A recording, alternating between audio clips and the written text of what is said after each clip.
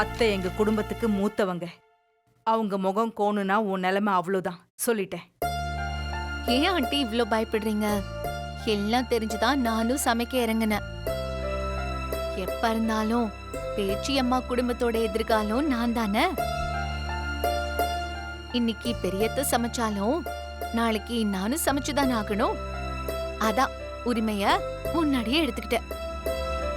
அது மட்டும் இல்ல ஆண்டி, நீங்க என்ன மீனாட்சிக்காக மட்டும் அக்செப்ட் பண்ணல, நிஜமாவே மருமகளா ஏத்துக்கிட்டீங்கன்னு எனக்கு ஒரு நம்பிக்கை வேணும்.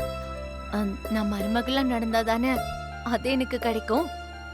இப்ப பாருங்க, நான் சமைச்சா கம்பீரமா வந்து உரிமையோட மாமியார்னு சண்டை பிடிக்கிறீங்க.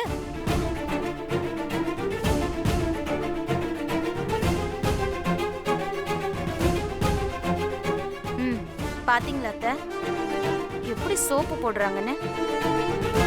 இதுக்குதான் நான் சொன்னேன் அஞ்சலி அத்தை கிட்ட போகவே கூடாதுன்னு. இப்ப நான் சொன்னது சரியா? நான் கூட இவள திமிரு பிடிச்சவன்னு மட்டும்தான் நினைச்சேன். ஆனா இவ சரியான நாடகக்காரியால இருக்கா. என் தங்கச்சிக்கே சொக்கு பொடி போடுறாளே. நல்லா பாருங்க எப்படி சிரிச்சு இனிக்க இனிக்க பேசுறாங்கன்னு. எனக்கு பிடிக்கவே இல்ல.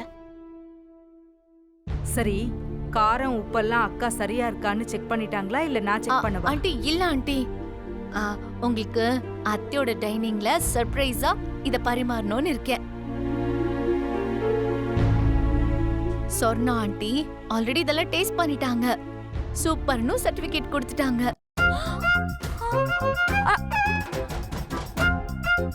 ஆண்டி போங்க ஆண்டி, நான் எடுத்துட்டு வந்து பரிமாறேன். போங்க. சொன்னதை மறந்துடாத அஞ்சலி.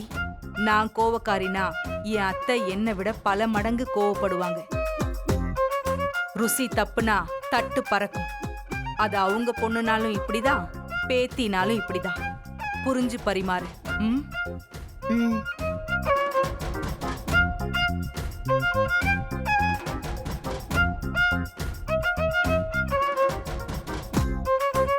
என்ன இவங்க இப்படி பயமுறுத்திட்டு இருக்காங்க? அஞ்சலி, உன் நிலைமை என்னடி ஆகும்? சமாளிக்கலாம். நான் எங்க டேஸ்ட் பார்த்தேன், எப்படி போய் சொல்றா பாரு. அத்தை இப்ப அதுவா முக்கியம்? இன்னைக்கு அஞ்சலி முகத்திர கிழிஞ்சு பறக்க போகுது. நான் தான் அதுக்கான வேலையை பார்த்து வச்சுட்டேனே.